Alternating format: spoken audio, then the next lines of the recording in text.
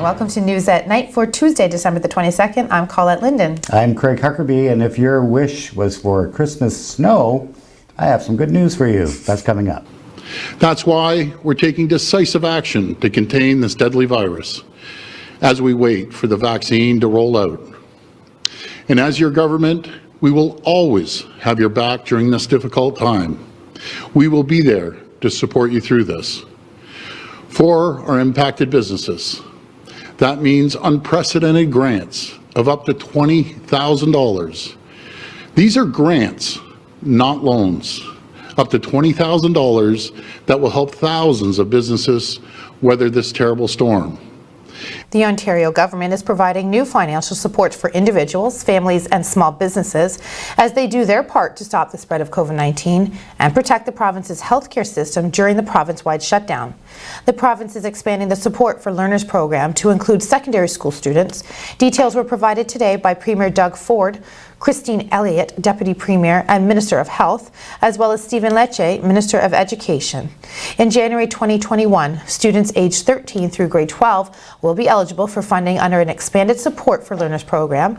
Parents or guardians will receive a one-time payment of $200 per eligible student to help offset education expenses. Support will be available for those who attend a public or private school or who are homeschooled. As part of the province-wide shutdown, elementary students will be studying virtually until January the 11th, 2021. Secondary students in Northern Ontario will be studying virtually until January 11th. Application instructions will be available on the Support for Learners webpage starting in January 2021. Secondary school student applications will be open from January 11th to February 8th. The application deadline for Support for Learners for children or youth aged 0 to 12 and for children with special needs is being extended to February the 8th. The province is lowering electricity prices to a discounted off-peak rate 24/7 for all time of use and tiered customers. To support people as they stay home during the province-wide shutdown, the government will hold electricity prices to an off-peak rate. This low rate will be available 24 hours per day, 7 days a week for a 28-day period. The off-peak price will automatically be applied to bills of all residential, small business, and farm customers who pay regulated rates. The province is also making it easier for families and businesses to get the support they need to help pay their energy bills through the COVID-19 Energy Assistance Program. Any residential, small business, or registered charity customer with an overdue electricity or natural gas bill will now be eligible to apply. A residential customer can receive up to $750 to help cover their electricity bill and an additional $750 for their natural gas bill. Small businesses can receive up to $1,500 for each. Newly eligible customers can apply for these enhanced benefits through their local utility starting in January 2021.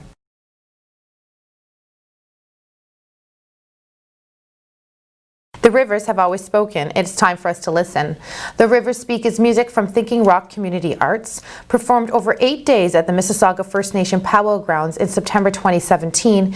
This unique musical arrangements featured on the recording blend traditional Anishinaabe singing and hand drumming with Ontario, French Canadian, Irish, and Scottish roots music. I am pleased to share an interview with Thinking Rock Community Arts.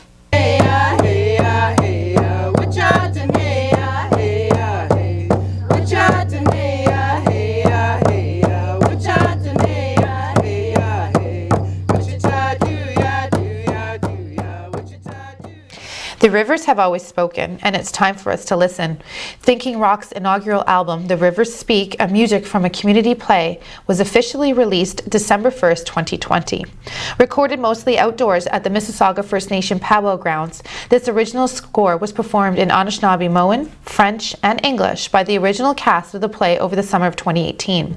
A stunning recreation of the haunting, experimental, and dance-worthy music that enchanted local and visiting audiences of the community that was performed over 8 days. Over 40 professional musicians, Anishinaabe singers, and hand drummers, and community participants of settler, Indigenous, and Francophone descent aged 4 to 84 contributed to the making of this album. The play itself was developed over 5 years and involved over 4,000 community participants from all ages from rural and First Nation communities across central Algoma. I am here today with Robin and Jessica to speak about this new album. we worked on it from 2013 until 2018. And as you mentioned, we just released this legacy album that came out of that project in December, so just a few weeks ago.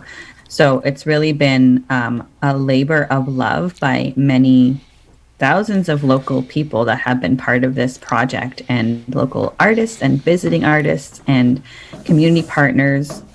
And so to finally have it out there in the world for people to share and get a little taste of what that whole process was like for us, and the relationships that came out of it, and the incredible Awesome. community spirit and creativity is just, yeah, it's amazing to finally be able to share that.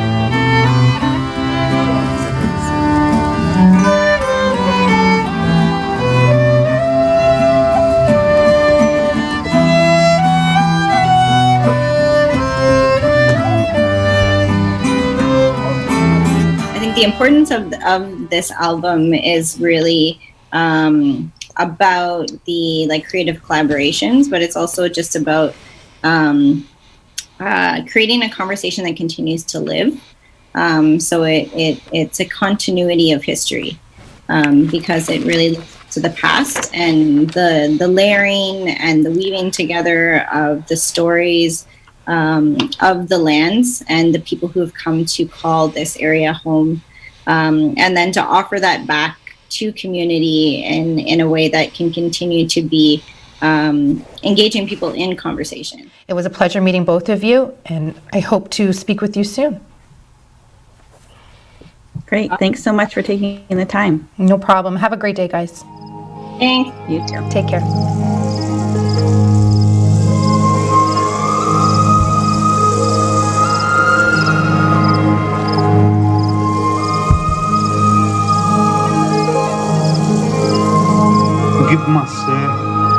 Will we see snow? Will we see rain? Will we see freezing rain? When it comes to weather, it all comes down to timing, and I'll tell you exactly what I mean right after this break.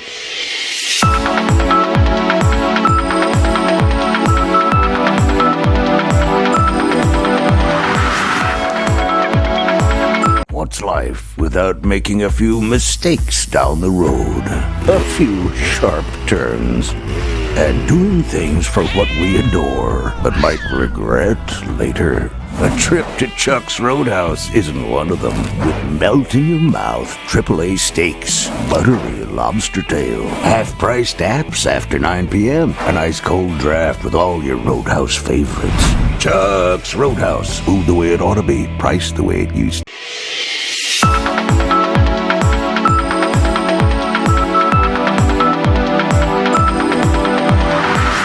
Welcome back, everyone. Well, let's go right into our forecast for tonight. After a fairly dull day, we saw a lot of gray skies and some cooler temperatures today because of the wind, but those winds are going to shift around later on tonight. Tonight, we're going to see temperatures around -3. It's going to feel a little cooler because of those winds. We're going to see those flurries actually pick up later on tonight. We're expecting 2 to 4 centimeters to fall. We may have a centimeter or two in the morning to deal with as those temperatures bump up during the overnight. Let's take a look at the overnight temperatures. And -4 in Thunder Bay. Should note that they're under a heavy snowfall warning right now, and that is indicative of coming our way for Thursday. For Wawa tonight, -7. Here in the Sault, -3. Again, all these temperatures are going to feel colder because of the winds out there, especially in Timmins at -18. Let's take a look at the satellite shot, and this pretty much shows you what's going on. This is the system coming in. This is cold air building in behind the system, and that's going to affect our Thursday night into our Christmas Day. But we're going to see some heavy snow around Thunder Bay. That is going to go this way, so we're only going to see a little bit of snow accumulation tonight because our temperatures are actually going to increase as we pick up a southeasterly flow later on tonight. Let's take a look at why we're seeing the weather that we've been seeing so far this fall and winter.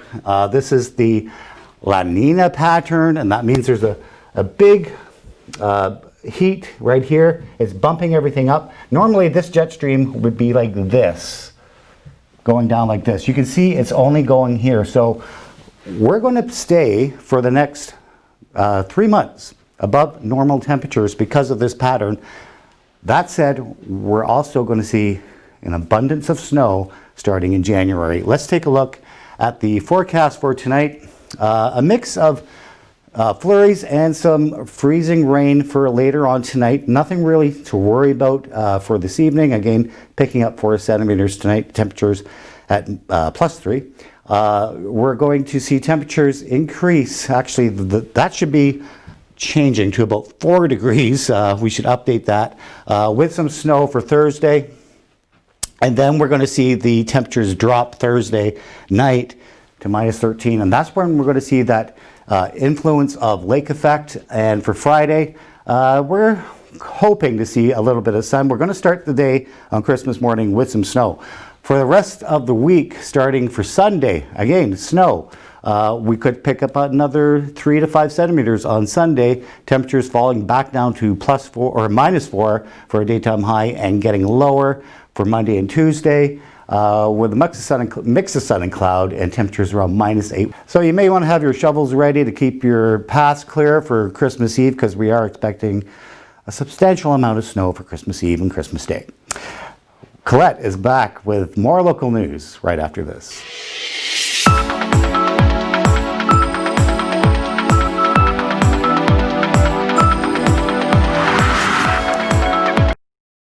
When it comes to peace of mind, think KC Security Services, a locally owned and operated security service. Voted the best security company in Sault Ste. Marie. We specialize in mobile patrols and alarm responses. At KC Security, we also offer stationary guard services for commercial and residential properties, events, and more. Available 24 hours per day, 365 days a year. KC Security Services, where peace of mind is a matter of choice, your one-stop shop for all your security needs.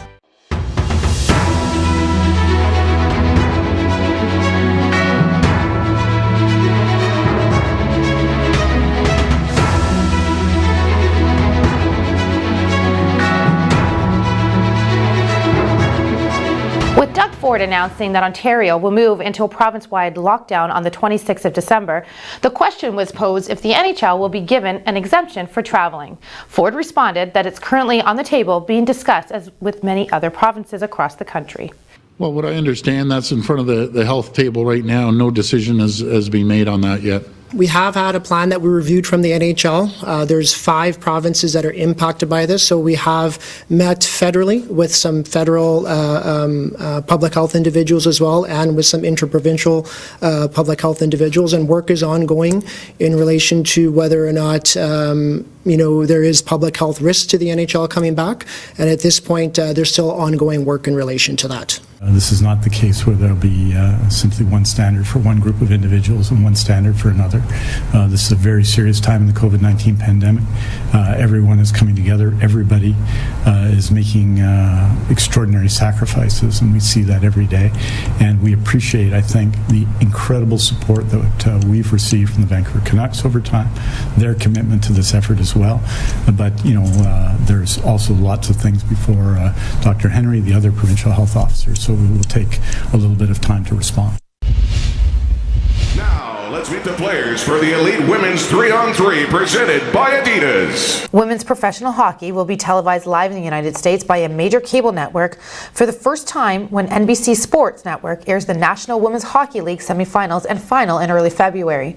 The NHWL and NBC Sports will announce the historic agreement later today. The Isabel Cup semifinals on February 4th and final on the 5th, being on TV in the United States, gives the sport a platform that it doesn't have in the country aside from the Winter Olympics.